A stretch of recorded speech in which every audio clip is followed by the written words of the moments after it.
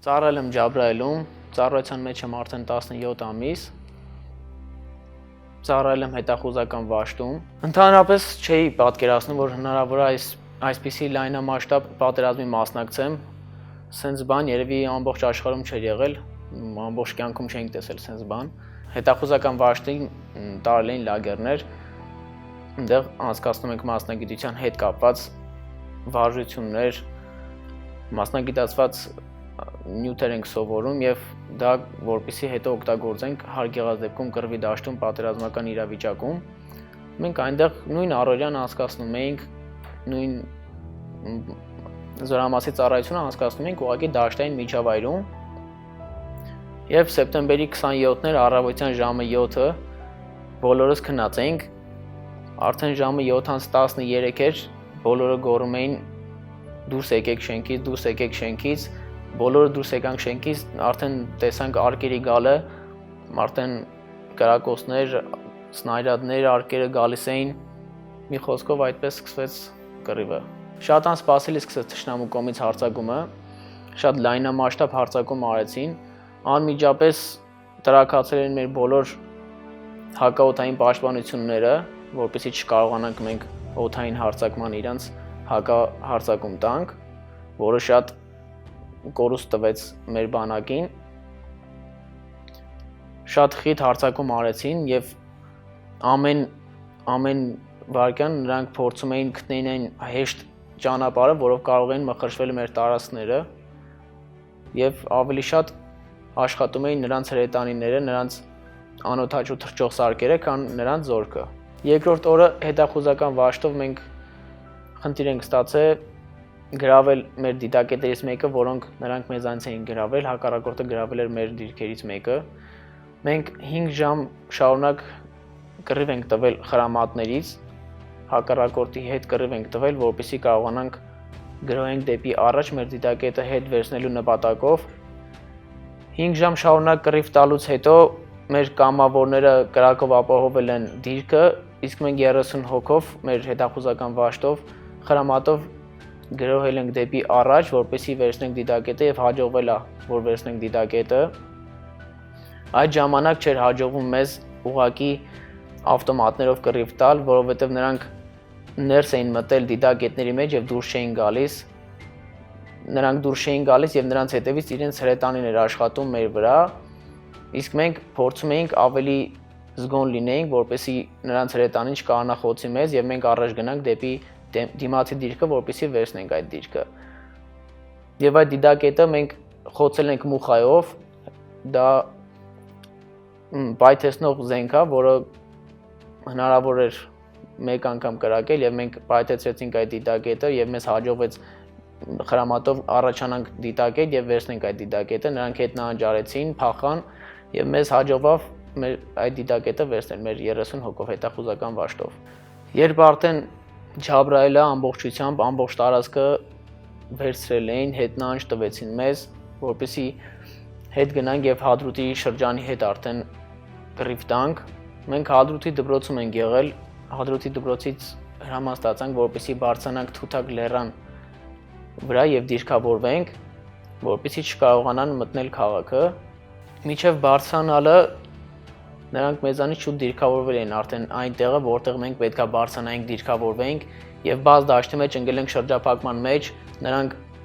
անդադար խոցում էին մեզ, անդադար տարբեր տեսակի զենքերից կրակում էին եւ մենք բաց դաշտի մեջ ոչ մի բան չէինք կարող անենք, ուղղակի պարկել էինք ու մենք էլ էինք փորձում խոցեինք իրանց թիրախները։ Այդ ժամանակ արդեն էլ հույս չունեինք, որ կարանք ուրիշ ձև խոցենք, որովհետև շատ բաց դաշտի մեջ ենք եւ ոչ մի քար կամ ինչ-որ հարմարանք չկար, որ դիրքավորվենք եւ կրակ բացենք։ Վրաս մուխա կար, այդ մուխան եմ կրակել, որն էլ օգնել է մեզ կոպիտ ասած տվել է մի 2 րոպե ժամանակ, որ կարողանանք տեղից տեղաշարժվենք հարմար դիրք, մտնենք ծառների մեջ, որ կարողանանք շարունակենք մեր բոյը տանք։ Մենք 150-ից 200 հոգի ենք եղել, երբ որ քայլում էինք դիրքավորվենք այդ դիրքում, նրանք գրեթե մի 20 հոգի են եղել, ուղղակի նրանց դիրքը, որ դիրքավորված են եղել, նրանք շատ հարմար է եղել, որպեսզի կարողանան խոցել մեզ,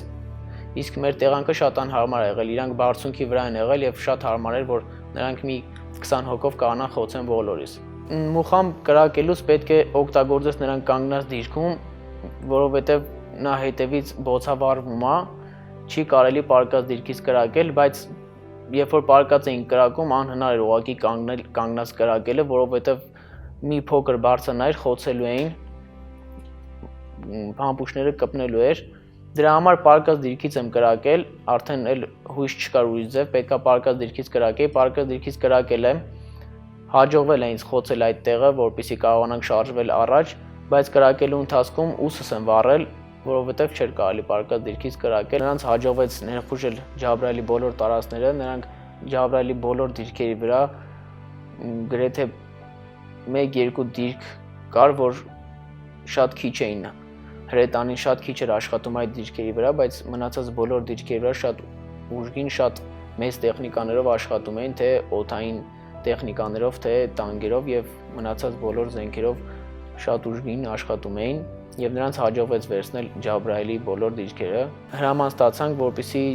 հետ նահանջանենք Ջաբրայելից դեպի Հադրութի շրջան, որպեսզի Հադրութի զորամասի հետ պահենք արդեն Հադրութի շրջանի դիրքերը։ Օրեր շարունակ կռիվ ենք տվել Հադրութի շրջանում, Հադրութի դիրքերում, շատ ուժեղ մենամարտ է եղել, շատ զոհեր, շատ վիրավորներ ենք տվել։ Այն ամենավերջին հույսը մեր միշտ եղել է, որ իրենց հրետանին չաշխատի, մենք կարողանանք առաջ գնալ, որովհետև իրենց հրետանին եւ օդային տեխնիկաները շատ ուժեղ էր։ Հադրութի շրջանում կռիվ տալուց շրջափակման մեջ ենք ընկել գրեթե 1 շաբաթ եւ այդ 1 շաբաթի ընթացքում մեզ մոտ չի կարողացել գալ թե բուժօգնություն, թե սննդի մեքենա, որովհետև որ մեքենան ուզում էր դեպի մեզ գալ, նրանք հարվածում էին տեխնիկաներով մեքենաներին եւ տրակասնում էին մեքենաները, դրա համար մեզ մոտ ոչ մի ուժ չէր կարողանում գալ։ Այդ ժամանակ Վալնայից ուսս դուրս ընկավ եւ ուսս դուրս ընկած այդ վիճակում ես նորից կռիվ եմ տվել, որովհետեւ հնարավորություն չկար, որ բուժօգնություն գար եւ առաջին բուժօգնություն ցույց տար, ուսս դուրս ընկած կռիվ եմ տվել ու ավելի շատ նախընտրում էի իմ ընկերների, իմ ստորաբաժանման տղաների հետ լինեի, քան նախընտրում էի իջնեի բուժօգնություն ցույց տային։ Եվ մնացել եմ այնտեղ 1 շաբաթ հետո անընդհատ էլի կռիվ տալուց հետո էլ արդեն հույս չունենք, որ կարող էինք մնալ այդտեղ եւ դեպի առաջ գնալ։ Գիշերով հետ նահանջ ենք արել եւ ոտքով քայլել ենք մինչեւ Մարտունի 2։ Հադրութի շրջափակումից մեզ հաջողվել է դուրս գալ գիշերով, որովհետեւ ցերեկով նրանք մեզ կնկատեին եւ հնարավոր էր անօթաչու թռչող սարքերով նկատեին եւ մեզ մեր վրա կրակ բացեին։ Դրա համար մենք դուրս ենք եկել գիշերը, երեկոյան ժամը 10-ին դուրս ենք եկել, մինչև առավոտյան 8:30 քայլել ենք, որպեսզի մեզ հաջողվի դուրս գանք շրջափակումից եւ հասնենք դեպի Մարտունի շրջան, Մարտունի զորամասի հետ, արդեն Ջաբրայելի Հադրութի զորամասերը միացել ենք, դարել ենք 3 զորամաս եւ այդ կանով արդեն Մարտունի շրջանի դիրքերն ենք փորձել պահել։ Շրջափակումից դուրս գալուց բարեբախտաբար չենք ունեցել ոչ զոհ, ոչ վիրավոր, շատ խելացի ձևով փորձել ենք դուրս գալ։ Դուրս գալուց հետո հասել ենք Մարտունի շրջան, դիրքավորվել ենք այնտեղի դիրքերում եւ անդադար նորից սկսվել է կռիվը, անդադար սկսել ենք մենք փորձել դեպի առաջ գնանք, անդադար նրանք էին փորձում ավելի թույլ դիրքեր փնտրեին եւ խոցեին այդ դիրքերը, որպեսզի կարողանային հեշտ ներխուժեին մեր տարածքները։ Մարտունի շրջանում երբ դիրքավորված էինք, նրանք արդեն ավելի մեծ մասշտաբով, ավելի լայն ճակատով էին հարձակումը կատարում, որովհետև արդեն Հադրութի շրջանը եւ Ջաբրայելի շրջանը նրանք գրավել էին, ավելի մեծ ճակատի դեմ էինք մենք կռիվ տալիս եւ ավելի դժվար էր արդեն։ Զոհեր ավելի շատ էինք տալիս, վիրավորներ ավելի շատ էինք տալիս, որովհետև շատ մեծ ճակատով էինք կռիվ տալիս։ Ճիշտ է, մեր ուժերը շատ թույլ էր, բայց փորձում էինք ամեն դեպքում ինչքան ուժ ունենք, այդքան ուժով մենք փորձում էինք առաջ գնայինք։ Չնայած չէր ստացվում, որովհետև մեր հակաօդային պաշտպանությունը արդեն խոցված էր եւ չէին կարող խոցեին նրանց անօթաչու թռչող սարքերին, որն էլ շատ մեծ կորուստ տվեց մեր բանակին։ Պատերազմի առաջին օրվանից մենք խնդիրն ունեցել ենք հակաօդային պաշտպանության, որովհետև նրանք կարողացել են հենց առաջի օրվանից խոցել մեր հակաօդային պաշտպանությունները եւ մենք առաջի օրվանից չենք կարողացել պայքարել անօդաչու թռչող սարքերի դեմ, միշտ փորձել ենք ավտոմատով կամ այն զենքով, որը նախատեսված չի անօդաչու թռչող սարքին, օրինակ տրակացնելու համար, բայց մենք փորձում ենք այդ զենքերով տրակացնենք, խոցենք, որպեսզի զոհեր չտայինք եւ վիրավորներ չտայինք։ Հակառակորդը ամենաառաջի օրերին ավելի շատ նշանառության տակ էր վերցրել Ջաբրայելը եւ շատ մեծ ուժով նա հարձակում էր կատարում Ջաբրայելի վրա, երբ նրան հաջողվեց Ջաբրայելը վերցնել, արդեն Հադրութի շրջանի վրա էր սկսում մեծ ուժգնությամբ հարձակում կատարելը, բայց քանի ճակատը մեծանում էր, ավելի լայն ճակատով էին նրանք արդեն հարձակումը կատարում, այդքան ակտիվությունը նրանց պակասում էր, բայց ոչ թե նրանք ավելի քիչ զենքեր էին օգտագործում, ուղղակի արդեն ճակատը շատ լայն էր եւ հարձակումը մի քիչ ավելի թույլ էր լինում, ավելի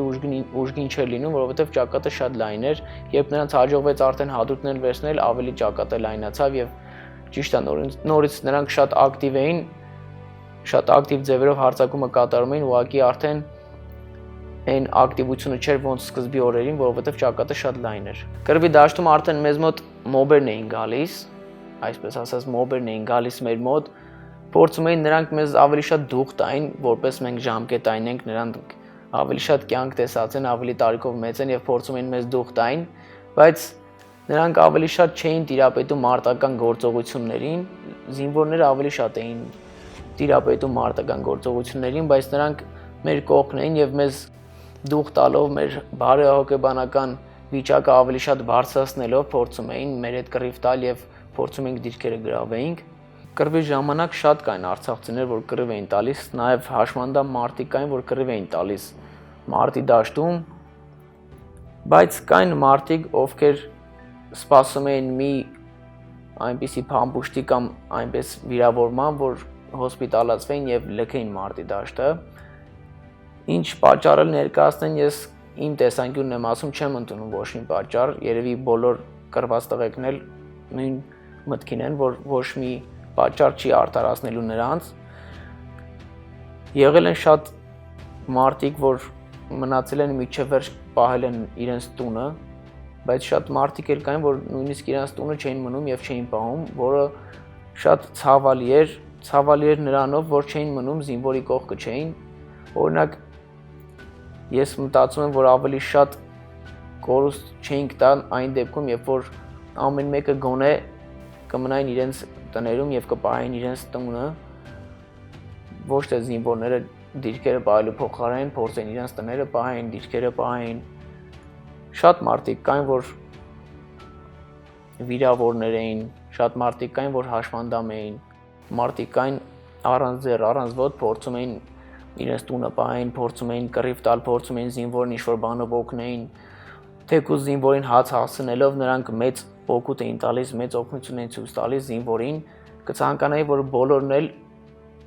մնային եւ կռվեին մարտի դաշտում եւ զինվորի կողքին լինեին։ Պատերազմի ժամանակ մարտականակի կարիք շատ ունեինք եւ այդ ժամանակ մեզ պետք էր, որ թե